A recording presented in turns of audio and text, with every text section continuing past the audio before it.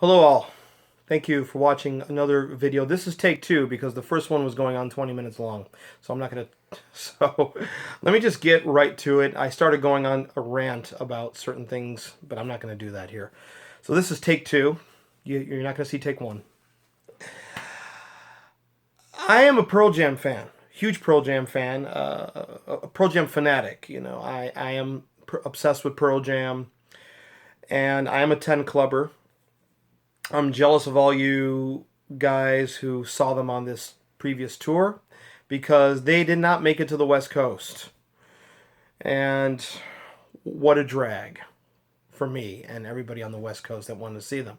Especially for us who couldn't pack up the car and pack up the kids and travel to the East Coast to see several shows in Florida, see all nights at Madison Square Garden, capping off in my hometown of Chicago at Wrigley Field. But I'm glad you guys had a great time, and I was happy to be there in spirit, watching your videos and looking at your pictures. What I want to talk about today is the new vinyl reissue that just came out this weekend of No Code. First off, I want to get some bitching out of the way. This is not an isolated incident. If you can see, this is warped. Now, it tracks perfectly fine with my needle. And a couple of friends of mine on vinyl communities that I belong to, just friends of mine, theirs were fine, but this is not an isolated incident. This is being reported. It's unacceptable, in my opinion, on a new vinyl record to have any kind of a warp in it, you know. And obviously, if it's not an isolated incident, there's several issues out there that went out with the warps in them. Who's ever quality checking, I don't know which pressing plant they used for the vinyl. You know, whoever, they need to be fired. Or what they should do, because it's hard to exchange new vinyl. It's really hard to exchange new vinyl. And with something like this, since it's not an isolated incident, you don't want to get another copy because you don't know how many of these are like that. I don't know if they've addressed the issue yet. I will have to take a look at that. But if they haven't addressed it, either Pearl Jam or Sony Legacy needs to address this ASAP. And they need to have an exchange program like they've done with Blu-rays that have been defective. They need to have an exchange program. Now, Pearl Jam was my favorite band in the 90s, and after Kurt Cobain killed himself, I really thought they were going to be the band to make the definitive musical statement. Little did I know that my hometown heroes, Billy Corgan and the Smashing Pumpkins, were on the verge of doing just that with Melancholy and the Infinite Sadness. Despite how I feel about Billy Corgan nowadays as a person, he makes good music. And this is one of those situations where I have to separate the man from the art. Because the art is good. And he really made a great statement with... he pulled it off with the sprawling double CD set. So when No Code came out, this is my original CD of No Code, which I got at Sam Goody at Woodfield Mall in Schaumburg, Illinois, which is a suburb of Chicago. One of the things you gotta love about Pearl Jam, even with the CDs, they never skimped on artwork. You take a look, all these Polaroid photos form the No Code logo. And the CD is housed over here, and that you got a set of Polaroids in here. Some of them had lyrics on them, some of them didn't. And there was 4 sets of Polaroids. You pretty much had to buy multiple copies of CDs to get all 4 sets of Polaroids. Clever. But No Code at first left me underwhelmed.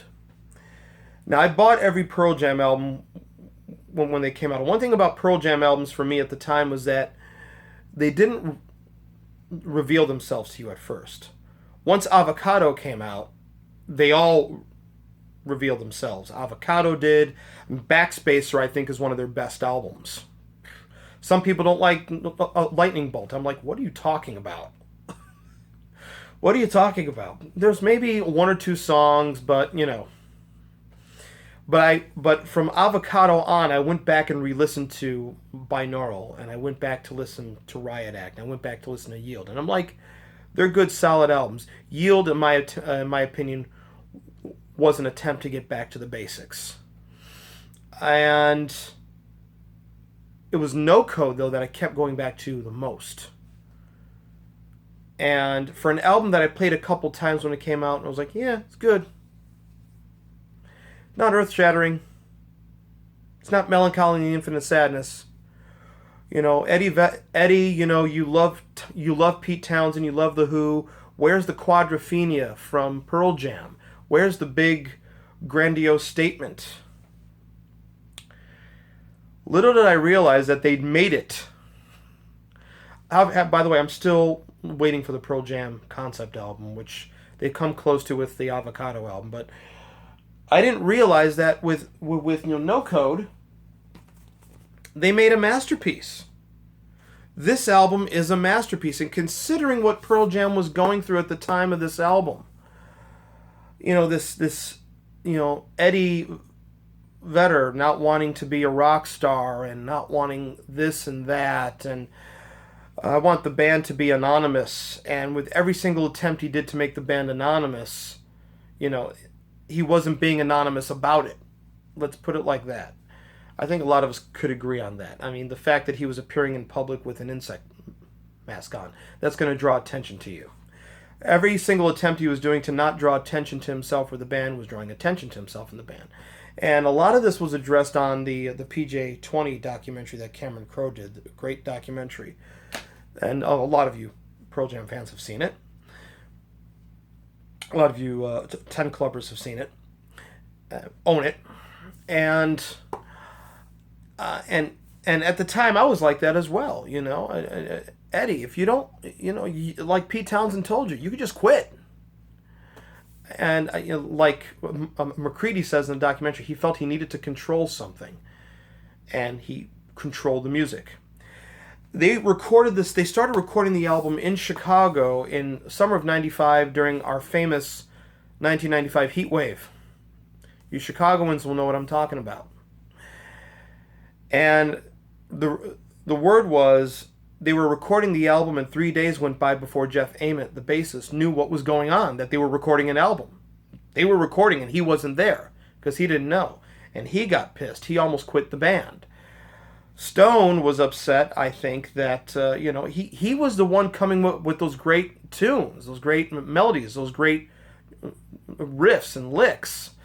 And his talents as a songwriter were not being utilized. So a great interview I read with him about his only lead vocal on a Pearl Jam album, on Mankind.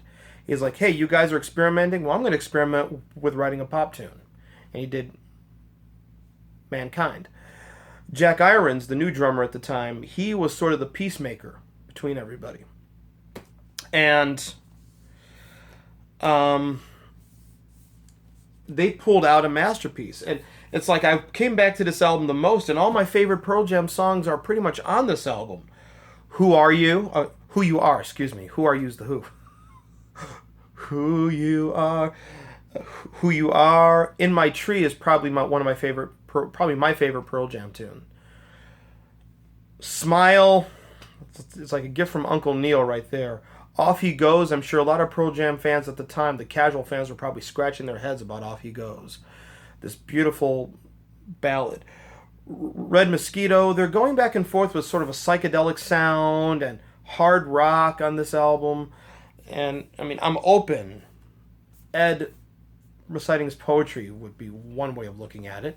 But it's such a beautiful tune. This album has a flow to it that I don't even think Vitology had. It really has a flow to it. There is a theme to this album. And And what I like is that there's a flow, they're experimenting, and it is a major statement. But when it came out, it basically came out as another Pearl Jam album. It came out as rather no hype to it at all. Based on everything I've read, I figured it was kind of by design. But I'm glad this is finally out.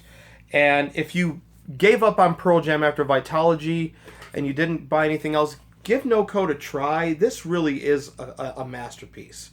It truly is. I'm convinced it's their masterpiece. And everything else has been a solid, good album after that. But it's really a masterpiece. I didn't get this on vinyl back in the day. I was buying CDs, although a lot of my independent stores at the time were selling vinyl. I'm kicking myself now because if anybody knows, Pearl Jam vinyl on eBay are going for, I think the cheapest is $100 on a lot of original Pearl Jam vinyl. So I'm glad they put it out. I'm glad they put it out on vinyl again with the artwork intact. Let's see if I can do this here. How awesome is that? And the sets of Polaroids. I hope they address the issue of the warp. And if they do that, I'll be exchanging mine. I really hope they do. My needle tracks perfectly fine with it. It's not at the point where it's going to get damaged. So it does track perfectly fine. I was scared at first, but no. The sound quality on it, if there's a positive thing to be said about this, look at this. Hardly any dead wax. A lot of new vinyl I see has dead wax. Excessive amounts of dead wax. Why, I don't know. Pink Floyd's Endless River. There you go. And if you give the album a shot, it's really a great album. The sound quality, despite the warp, is really good. In fact, that's the way to really appreciate this album on vinyl. Side 1, side 2. Pearl Jam, No Code. Get it. Hopefully they address the warp.